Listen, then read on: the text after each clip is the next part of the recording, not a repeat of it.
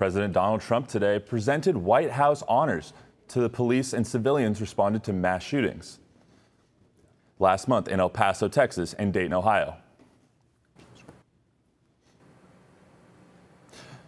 But elsewhere in Washington, elected officials were demanding more action in response to shootings. Action on gun control. Hannah Ehrlich has the story from Washington. Congress left town on its summer recess 5 weeks ago. 5 weeks during which 38 people were killed in 3 separate shootings in Texas and Ohio.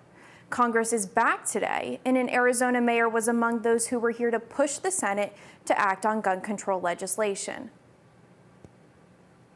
Mesa Mayor John Giles was one of almost 300 mayors last month who asked the Senate to come back from recess and vote on gun legislation. Senators stayed away, but now that they're back, Giles said it's time for them to act. It's a real opportunity for the Senate to do something, unlike, the last several years. So I hope that they'll take this up as an opportunity to show the American people that they're listening and that they're relevant and that they are going to respond to problems.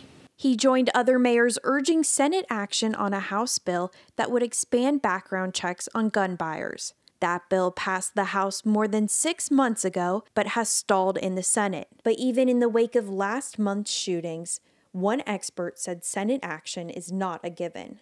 Well, gun control legislation is certainly something that's been getting a lot more attention these days in the wake of a number of tragedies that we've had recently. But it is important to keep in mind it's kind of a perennial subject of interest. So there'll be a tragedy, a mass shooting, and there'll be this kind of surge in attention for gun control issues, and then oftentimes it just sort of fades. So the question is, I think, whether this time it's really going to stick and whether we're going to see actual movement in the legislatures and perhaps even the Congress, and if so, what that's going to look like.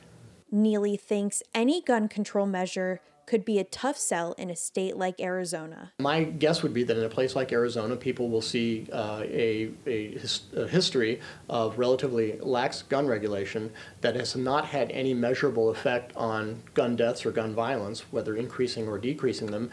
And I think it'll be very difficult to convince people in Arizona that they should have more gun regulation. But Giles thinks voters have already made up their minds. The public is very aware of this issue already. I don't think we need to do a whole lot to educate the public. I think, frankly, the leaders of our country and of our communities need to catch up to where the public is on this issue right now.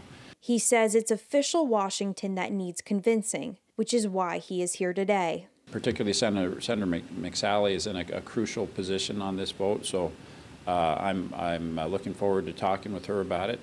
I think it's important that she hear from the rest of the state as well, though. So she needs our support, so I'd encourage people to join me in lobbying Senator McSally to be supportive of this legislation.